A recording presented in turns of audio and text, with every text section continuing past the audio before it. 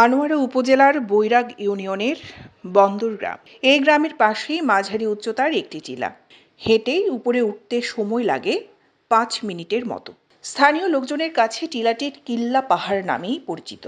কিল্লা পাহাড়ে উঠলেই চোখে পড়বে শতাব্দীর প্রাচীন বিধ্বস্ত একটি ভবন। দেয়াং কিল্লা নামেই পরিচিত এই ভবনটি দেশের প্রথম জাহাজ নিয়ন্ত্রণ কার্যালয়। মোগল স্থাপত্যে গড়া এই ভবনের সঙ্গেই জড়িয়ে আছে মোগল ও আরাকানিদের যুদ্ধের স্মৃতি। ঐতিহাসিকদের মতে আরাকানিদের পরাস্ত করে প্রথমে মোগলরা এই জাহাজ নিয়ন্ত্রণ কার্যালয় প্রতিষ্ঠা করেছিল। এরপর ইংরেজরা এই স্থাপনা ব্যবহার করে চট্টগ্রাম বন্দর নিয়ন্ত্রণ করত। এমনকি পাকিস্তান আমলেও এটি জাহাজ নিয়ন্ত্রণ কেন্দ্র হিসেবে ব্যবহৃত হয়েছে। ভবনের ২ ফুট চওড়া দেওয়াল ইট, চুন ও সিমেন্ট দিয়ে তৈরি করা। কক্ষের সংখ্যা ১১টি। ভবনের ছাদ জরাজীর্ণ হয়ে গেছে। কক্ষ ও সিঁড়ির প্রবেশদ্বার অনেকটাই ভেঙে পড়েছে। বছরের পর বছর পরিত্যক্ত অবস্থায় পড়ে থাকায় ভবনটির উপরিভাগ আগাছায় ছেয়ে গেছে। দ্বিতীয় তলার কক্ষের মেঝেতে পতাকার একটি স্তম্ভের কাটা অংশ দেখে বোঝা যায় এখানে একসময় পতাকার স্তম্ভও ছিল। ইতিহাস ঘেঁটে জানা যায় ১৫৩৭ থেকে ১৬৬৬ সাল পর্যন্ত আরাকানিরা চট্টগ্রাম শাসন করত। ওই আমলে বঙ্গোপসাগরের তীরবর্তী কিল্লা আরাকানিদের বাতিঘর ও পতাকা স্তম্ভ ছিল। বাইরের আক্রমণ থেকে রক্ষার জন্য দুর্গও প্রতিষ্ঠা করা হয়। ১৬৬৬ সালের ২৭ জানুয়ারি মোগলরা চট্টগ্রাম আক্রমণ করলে আরাকানিদের সঙ্গে তীব্র নৌযুদ্ধ হয়। মোগল ও আরাকানি সৈনিকদের ভয়াবহ যুদ্ধের কেন্দ্রে ছিল আনোয়ারার বন্দর গ্রামের কিল্লা পাহাড় ও পাহাড়ের চূড়ায় অবস্থিত আরাকানি স্থাপনা। মোগল আমলে বিধ্বস্ত হয়েছিল আরাকানি অস্ত্রাগার ও জনপদ।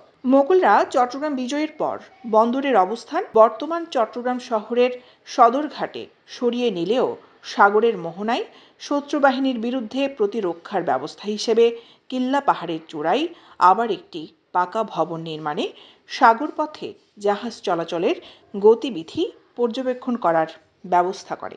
এরপর ইংরেজদের দখলে চলে যায় এই ভবন।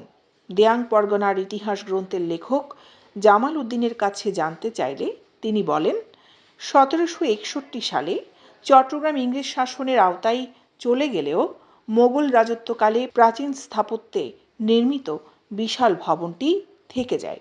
ইংরেজ আমলে ভবনটি আবার সংস্কার করে চট্টগ্রাম বন্দরে চলাচলকারী জাহাজ ও বহির্নোঙরে নৌ চলাচল পর্যবেক্ষণ কেন্দ্র বা পর্যবেক্ষণ টাওয়ার হিসেবে গুরুত্বের সঙ্গে ব্যবহৃত হয়। ওই পর্যবেক্ষণ টাওয়ার থেকে দূরবীনের সাহায্যে গভীর সমুদ্রে ভাসমান জাহাজ চিহ্নিতকরণ ও বন্দরে প্রবেশের অনুমতি প্রদান করা হতো।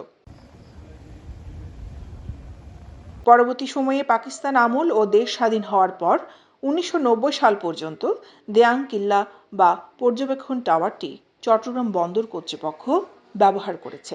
বর্তমানে দেয়াং কিল্লার কাছে মোহনায় গড়ে উঠেছে বিভিন্ন শিল্প কারখানা ও কর্ণফুলী সার কারখানা। দীর্ঘদিন ধরে ভবনটি পরিত্যক্ত হয়ে পড়ে আছে। ঐতিহাসিক পূর্ণচন্দ্র চৌধুরীর চট্টগ্রামের ইতিহাস গ্রন্থেও কিল্লা পাহাড়ের বিবরণ আছে। ওই বইয়ের কয়েকটি লাইন এমন: পাহাড় চূড়ায় সারিবদ্ধ চাটি জ্বালিয়ে দেওয়া হতো। গভীর সমুদ্রে চলাচলকারী জাহাজ থেকে চাটির আলো দেখা যেত।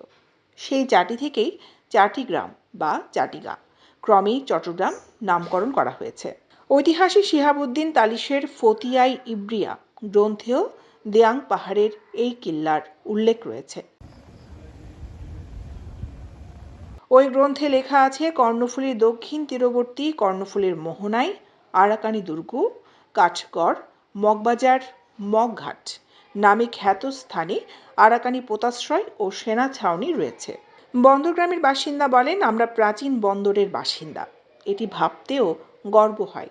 কিন্তু বর্তমানে মোগল রাজত্বকালের প্রাচীন স্মৃতিচিহ্ন কিল্লা পাহাড়, বাতিঘর ও পতাকা স্তম্ভ ধ্বংসের পথে। এটি সংরক্ষণ করা গেলে দেশ বিদেশের মানুষ বহু কিছুই জানতে পারবে।